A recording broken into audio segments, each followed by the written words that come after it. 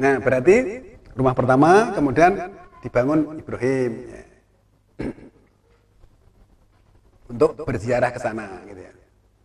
Ibrahim tahu diberi informasi di dalam surat 22 ayat 26. Wa'id bawa'na li Ibrahima mangkanal baiti an la tusrik bi syai'an. Dan ketika kami tentukan bagi Ibrahim tempat rumah itu, wujudnya masih Hajar Aswad itu gitu loh. Kemudian agar jangan serikatkan aku dengan sesuatu pun. Wa tahir baitiya li ta'ifina wal qa'imina war ruk'i sujud. Dan sucikanlah rumahku itu untuk orang-orang yang tawaf, yang berdiri rukuk sujud. Berdiri rukuk sujud berarti sholat. Supaya disucikan. Jangan mbok serikatkan dengan Hajar Aswad. Maksudnya gitu. Kemudian di dalam surat Al-Baqarah ayat 125 ya. Wa ja'alna baita masabatan linasi wa amna. Wa tahidu mimaqami Ibrahima mushola. Ya. Dan ketika kami jadikan rumah itu menjadi sumber ilmu bagi manusia. Kalau terjemahan yang lama itu tempat berkumpul untuk manusia. Berarti dulu berkumpulnya kan di situ. Kemudian wa amna dan juga keamanan. Wa tahidu mimaqami Ibrahima mushola, dan adakanlah atau jadikanlah makom Ibrahim itu sebagai musola. Musola itu tempat yang dimuliakan atau tempat sholat. Maka sholat itu artinya memuliakan Allah. Wa ahidna ila Ibrahima wa Ismaila antahira baitiya li ta'ifina wal aqifina wa ruk'i sujud, sama dengan tadi 22 ayat 26. Kami tegaskan kepada Ibrahim dan Ismail agar sucikanlah rumahku itu untuk orang-orang yang tawaf, orang-orang yang wukuf dan rukuk sujud. Nah, kalau berdasarkan ayat itu wukufnya itu di sana. Ya.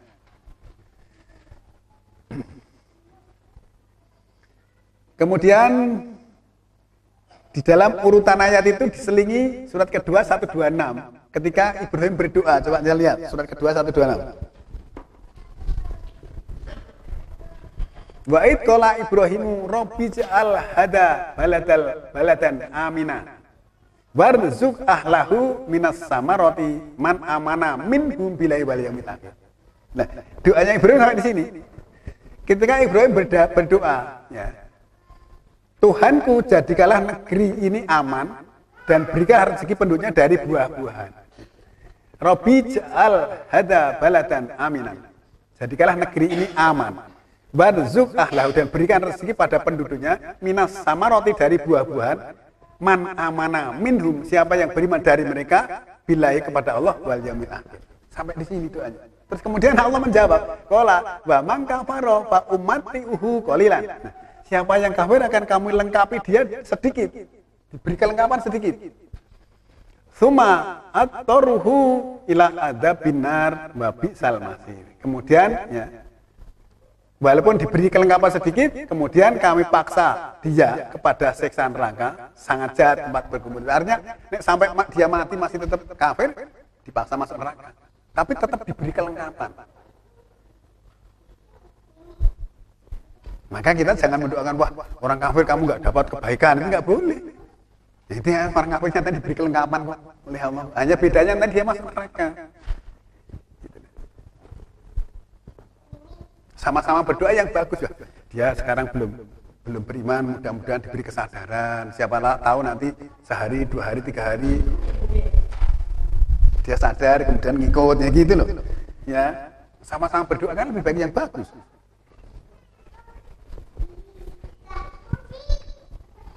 Kemudian ayat yang ke-127 ya. Wa yarfa'u Ibrahimul qawaida minal baiti wa Ismailu Rabbana taqabbal minna innaka antas samiul alim. Dan ketika Ibrahim mengangkatkan dasar bagi rumah itu dan juga Ismail. Jadi bangunnya bersama-sama dengan Ismail putranya. Mengangkatkan dasar rumah itu tadi. Ini juga rumah. Jadi wa yarfa'u Ibrahimul qawaida minal baiti, dari rumah itu tadi. Mbak Ismail juga Ismail. Rabbana taqabbal minna, wahai Tuhan kami, terimalah dari kami. Kabulkan, terimalah. Innaka antas samiul alim, sesungguhnya engkau maha mendengar lagi maha mengetahui. Terus yang ayat 128 ini permintaannya Rabbana waj'alna muslimaini laka wa min dzurriyyatina ummatan muslimatalak. Tuhan kami, jadikanlah kami muslim untukmu. Dan juga dari keturunan kami umat muslim untukmu. Nah, zaman Nabi Ibrahim juga sudah muslim, muslimin zaman Ibrahim dengan sekarang beda.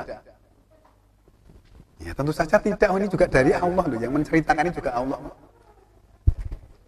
Terus kemudian wa arina manasikana wa tub alaina innaka antat tawwabur rahim. Dan perlihatkan kepada kami bagaimana manasik kami, peribadatan kami itu seperti apa. Setelah dibangun selesai kok saya belum tahu, terus diberi pelajaran secara praktek langsung. Makanya saya katakan sebagai sholat itu wahyu praktek. Wa tub alaina, dan kami bertobat atas engkau. Innaka antat tawwabur rahim, sesungguhnya engkau maha pemberi tobat lagi maha penyayang. Nah, kan dari beberapa ayat ini bisa kita pahami bahwa memang Ibrahimlah yang membangun Ka'bah. Kemudian berdoanya sama Ibu tadi sampai surat kedua 128 tadi. Suruh memperlihatkan bagaimana manasik kami, peribadatan kami seperti apa. Manasik itu kan ibadah, Pak. Inna sholati wa nusuki. Sesungguhnya sholatku dan nusuk ibadahku. Maka manasik kami itu peribadatan kami.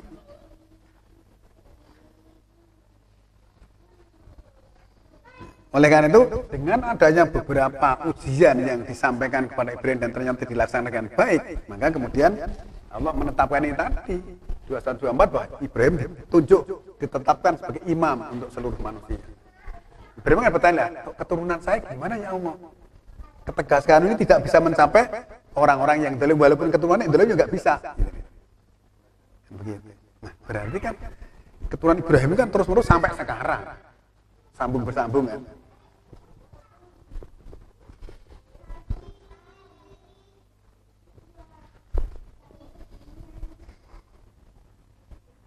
Nah, terus kemudian kan tadi menjawab pertanyaannya Mbak Siti tadi ya, apakah sholatnya sama kita dikit ya? Nah, sekarang kita akan lihat bagaimana ajaran Ibrahim kepada anak cucunya.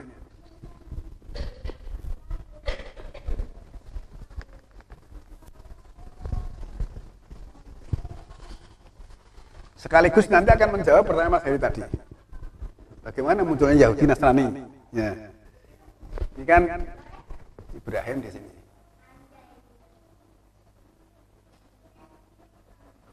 Punya istri 2.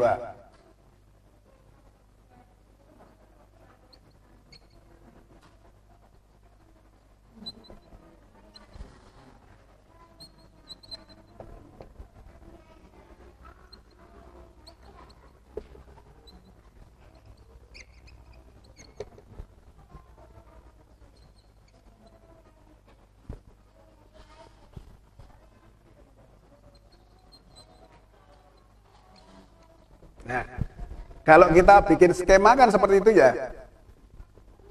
Ibrahim punya istri 2, Sarah dan Hajar. Ini menurunkan Ismail sampai dengan generasi Nabi Muhammad.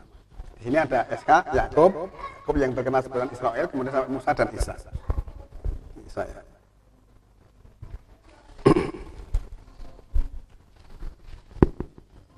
Nah, seluruh generasi keturunan Ibrahim tadi itu juga melakukan sholat semuanya. Ya. Kalau kita lihat Ismail juga melakukan sholat. Kita lihat surat 19, 54 dan 55. Ya.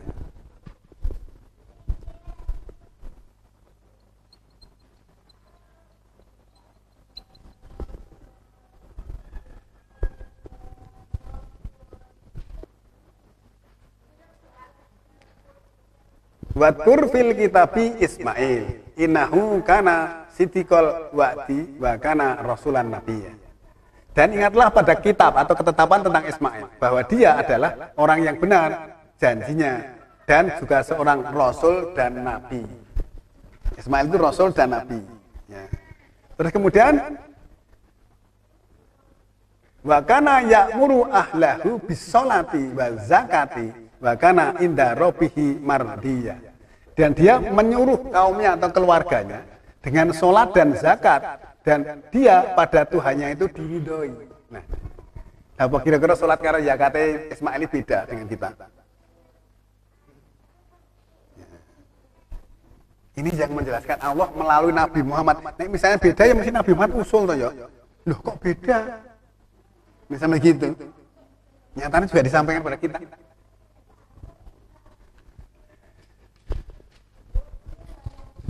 Terus kemudian kita lihat SK dan Yakub ya, surat kedua 132 dan 133. Sini 2 132 dan 2 133. Wa wasa biha Ibrahimu banihi wa Yakub. Ya bunaya, innallaha astafa lakumud dina fala tamutuna illa wa antum muslimun. Nah, diwasiatkan dengannya Islam Ibrahim untuk anak-anaknya, begitu juga Yakub. Wahai anak-anakku, sesungguhnya Allah telah memilih bagimu din itu, maka janganlah kamu mati kecuali kamu seorang yang muslim. Fala tamutuna illa wa antum muslimun. Ya, ini Yakub kepada anak-anaknya. Terus nanti jenengan bisa bandingkan dengan di sini 3:102 yang disampaikan oleh Muhammad. Ya. Tapi jangan ke sana dulu, kita baca ayat berikutnya dulu. Am kuntum suhada'a id hadara Yaqubal mautu id qala li banihi ma ta'buduna min ba'di qalu na'budu ilahaka wa ilaha abaika wa Ibrahima wa Ismaila wa Ishaqa ilahan wahida wa nahnu lahu muslimun. Apakah kamu membuktikan ketika mau datang kepada Yakub? Yakub mau mati ya. Ketika dia berkata kepada anak-anaknya, anaknya dipanggil. Ya. Apa yang kamu sembah sesudah matiku? Yakub bertanya padanya. Anaknya menjawab. Mereka menjawab, aku menyembah Tuhanmu, Tuhannya Yakub, Tuhan bapakmu Ibrahim, dan Ismail dan Iska, Tuhan yang satu, dan kami Islam untuknya. Wa nahnu lahu muslimun. Sekarang di sini aku menyembah Tuhanmu, Tuhan bapakmu Ibrahim, Tuhannya Ismail, Tuhannya Iska, ya, yaitu Tuhan yang satu. Nah, padahal antara ini ditanya, kalau aku nanti mati siapa yang kamu sembah? Tuhanmu, Tuhannya bapakmu Ibrahim, Tuhannya Ismail, Tuhannya SK, Tuhan yang satu. Nah, antara ini dan ini kan tempatnya berjauhan. Nah, kira-kira menyembahnya sama nggak? Ya mesti sama toh. Nah, aku mati siapa yang menyembah? Ya Tuhanmu, Tuhannya bapakmu Ibrahim, Tuhannya Ismail, Tuhannya SK.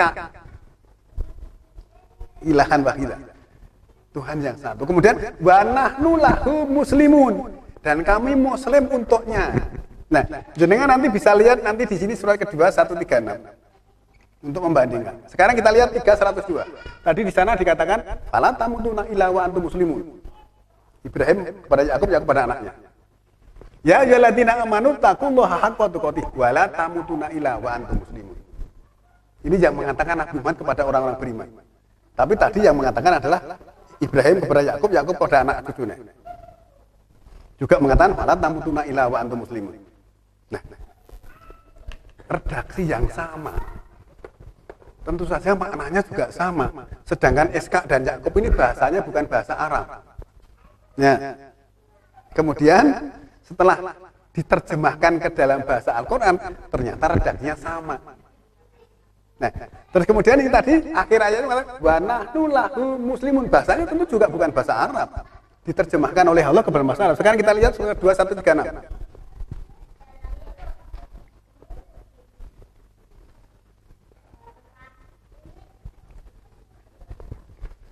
Qulu amana billahi wa ma unzila ilaina wa ma unzila ila Ibrahima wa Ismaila wa Ishaqa wa Yaquba wal asbati wa ma utiya Musa wa Isa wa ma utiyan nabiyuna min rabbihim lan nufariqu baina ahadin minhum wa nahnu lahu muslimun.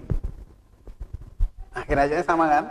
Nah, katakanlah aku beriman kepada Allah dan apa-apa yang diturunkan atas kami, yaitu Al-Quran, yang diturunkan atas Ibrahim, Ismail, Iska, Yakub, Asbat, dan apa yang diberikan kepada Musa dan Isa, dan apa yang diberikan kepada nabi-nabi dari Tuhan mereka, semua nabi.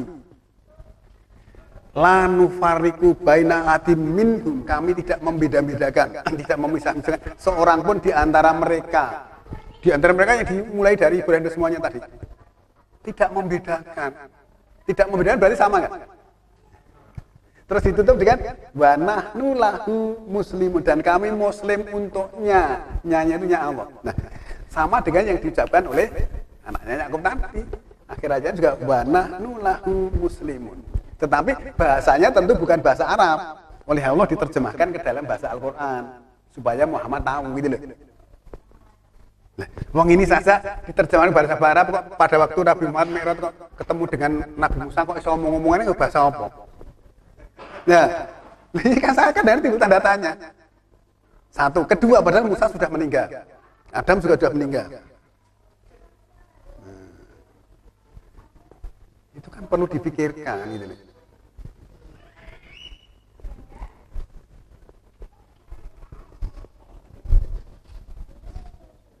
Nah, Ibrahim sendiri juga sholat kok di sini surat 14 ayat 40 ya. 14 40. Kita lihat dulu.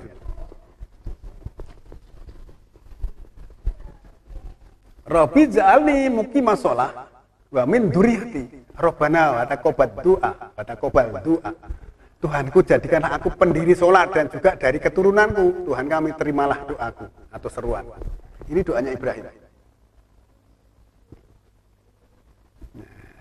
Dan jadikanlah aku pendiri sholat, begitu juga keturunanku. Nah, padahal ternyata perintahnya juga akimi sholat, dirikanlah sholat. Ibrahim minta supaya dijadikan pendiri sholat, kan berarti sama. Yang bangun Ka'bah adalah Ibrahim. Nah, dikatakan beda tadi itu karena masih berbeda pemahaman yang berkaitan dengan masalah Isra Mi'raj tadi. Nah, Ibrahim sudah bilang begitu, terus waktu Isra Mi'raj di sana ada Ibrahim, terus kemudian Nabi Muhammad ketemu Nabi Musa, Ibrahim mesti ngandani orang ngono. Mesti ngono Ibrahim.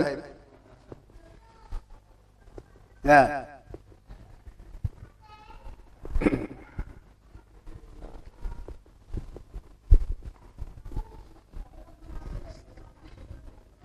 Kemudian kita lihat, Musa itu juga sholat, Isa al-Masih juga sholat, bahkan Maryam ibunya juga sholat.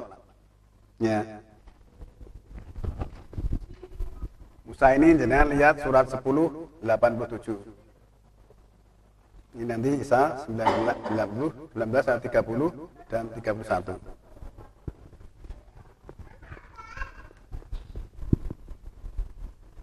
Wa auhayna ila Musa wa akhihi anta bawwa'a liqaumikuma bi Misra buyutan wa ja'alu buyutakum qiblatan wa aqimus shalah wa basiril mu'minin. Di sini juga aqimis shalah. Ya. Dan kami wahyukan kepada Musa dan saudaranya Harun agar tentukanlah untuk kaummu rumah-rumah yang di Mesir itu. Wa ja'alu buyutakum, dan jadikan rumah-rumahmu itu kiblat. Wa aqimi sholat, dan dirikanlah sholat. Wa basiril mu'minin, bila kabar gembira kepada orang-orang yang mukmin. Kan berarti Musa sholat. 10:87. Tapi kiblatnya bukan dihadapkan ke Masjidil Haram, tapi dihadapkan ke rumah-rumah di Mesir. Nah, Ka'bah itu juga simbol rumah pertama. Rumah di Mesir juga mestinya rumah yang dulunya didirikan oleh Nabi Yusuf gitu. Dijadikan kiblat sholat. Hakimi sholat, dirikanlah sholat. Ya. Nah sekarang, wah itu sholat tahu sholatnya beda, mesti ngomong beda di surat 2 surat 36 tadi. La nufariku baina ahadin minhum, kami tidak membeda-bedakan seorang pun dari mereka. Dan ngomong bedakan, saya ngomong kan ke wong, bukan ayat. Ayatnya bilang tidak membedakan kok. Terus kita lihat Isa al-Masih 19:30-31. Qala ini Abdullahi atiyal kitaba wa ja'alani nabiyya. Isa berkata, aku adalah hamba Allah. Dia berikan padaku kitab dan dia jadikan aku nabi.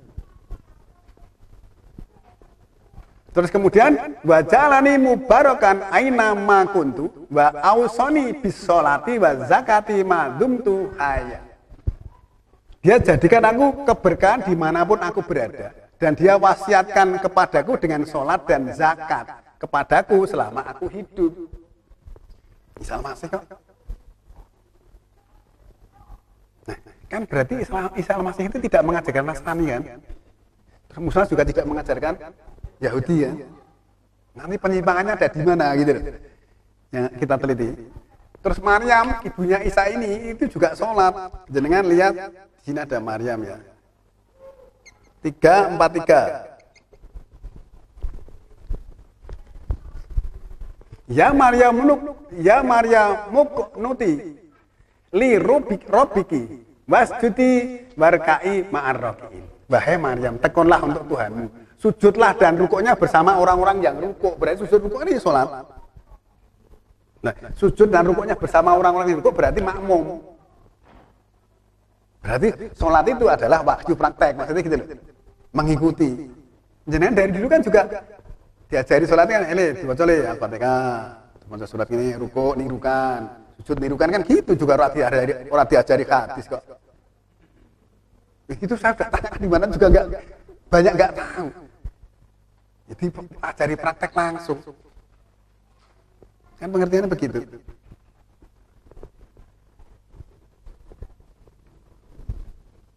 Nah, oleh karena pemikiran manusia itu sudah semakin mengembang, tentu saja kita juga harus ini ya,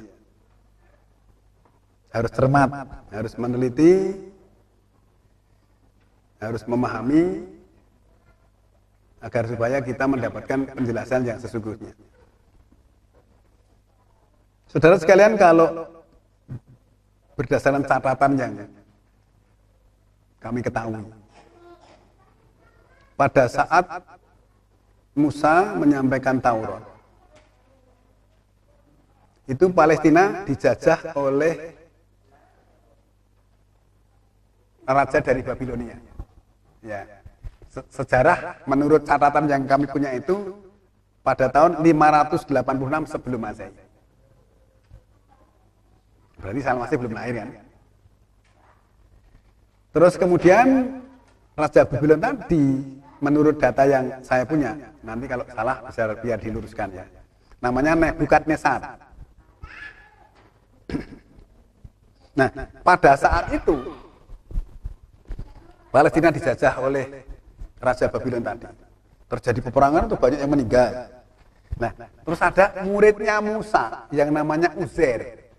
Melihat keadaan begitu itu tertimbul tanda tanya. Wah, ini orang kayak gini leseh pada mati kayak gitu, maksud Allah akan menghidupkan lagi bagaimana gitu. Itu Uzair. Terus kemudian dia dimatikan 100 tahun lamanya. Uzair tadi.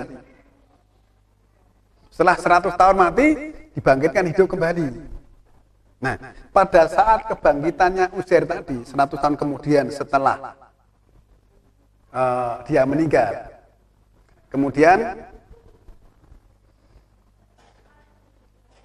Raja Babilonia yang menjajah Palestina tadi sudah dikalahkan oleh raja dari Persia, jelasnya. Ya, jenengan mungkin pernah mendengar Cyrus Darius Artaxerxes, pernah dengar? Dalam sejarah itu. Ya, 100 tahun kemudian setelah dijajah oleh Babilonia tadi, menurut data yang saya baca itu.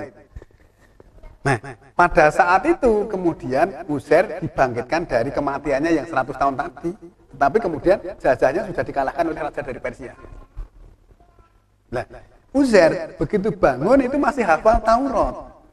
Terus kemudian di dalam surat 930 malah dianggap sebagai Uzair ibnullah.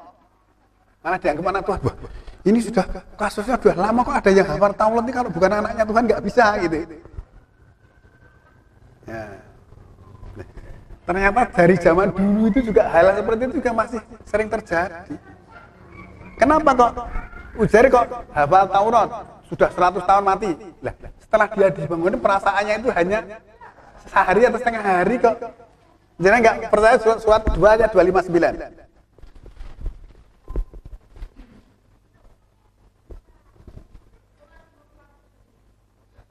Au kallati marra ala qaryatin wa hiya qawiyatun ala urusiha. Ada seseorang yang lewat ya, berjalan di suatu negeri di Palestina tadi yang sudah runtuh, khawiyatun ala ursiya, atas bangunannya. Qala ana yuhyi hadhillahu ba'da mautih, bagaimana Allah akan mematikan, akan menghidupkan yang sudah mati kayak gini gitu. Terus kemudian kan fa'amatahu mi'ata amin tsumma ba'asa. Kemudian Uzair tadi dimatikan 100 tahun, kemudian dibangkitkan lagi.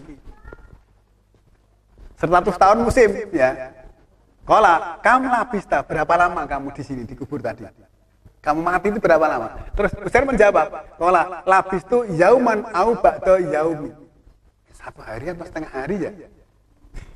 Terus kemudian qala bal labista mi'ata amin. Fangdur ila ta'amika wa sarabika lam ya tanah sana.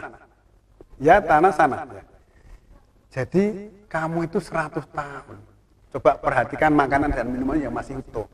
Masih utuh, belum berubah karena dia tidak ada unsur roh tadi, tidak ada unsur kehidupan. Ya. Terus kemudian fangdur ila himarika, coba perhatikan himarmu. Walinat se'alaka ayat alinas, akan kami jadikan untuk engkau itu sebagai ayat bagi manusia, pertanda bagi manusia tentang kebesaran Allah, maksudnya gitu. Wangdur ilal idhomi kaifa nungsijuha summa maka suhalahma. Ya. Kemudian kami menggerakkan tulang-tulangnya itu, kemudian kami bungkus dengan daging. Itu kan menunjukkan kepada Uzair tentang proses menghidupkan yang mati tadi. Berarti kamu tadi juga tak perlakuan seperti ini. Sekarang kamu lihat himarmu itu, gitu loh maksudnya. Berarti saya juga tadi seperti itu ya, gitu loh. Nah terus kemudian fala mata bayanan lahu. Ketika telah terang untuknya, qala a'lamu anallaha ala kulli syai'in qadir, bahwa sesungguhnya Allah mengetahui bagi tiap sesuatu. Nah, 100 tahun Uzair dibangkitkan dari kematiannya tadi, Palestina yang tadinya dijajah oleh Babylon kemudian dikalahkan oleh raja dari Persia. Ketika Uzair bangkit, dia masih hafal Taurat karena perasaannya hanya 1 hari atau setengah hari. Kan guru kaya wong turu sewengi, orang mungkin lupa kan? Walaupun dia ternyata sudah mati 100 tahun lamanya. Nah, Uzair juga nggak bilang gitu, orang cerita, aku tadi ditekoni mulai kan, enggak kok. Perasaannya setengah hari 1 hari.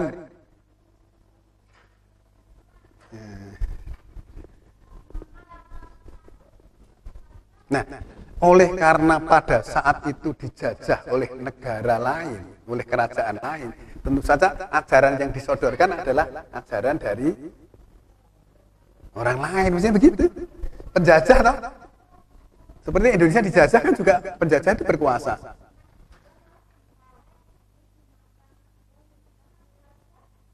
Maka muncul ajaran-ajaran seperti itu. Nanti panjenengan bisa melihat surat 5 ayat 82 tentang Yahudi itu, 2:109, 2:105, 2:120, 20 itu juga Yahudi dan Nasoro itu. 2:120 itu kan berlaku sampai sekarang. Tidak akan ridho orang Yahudi maupun Nasoro hingga kamu mengikuti milah mereka. Kan seperti itu.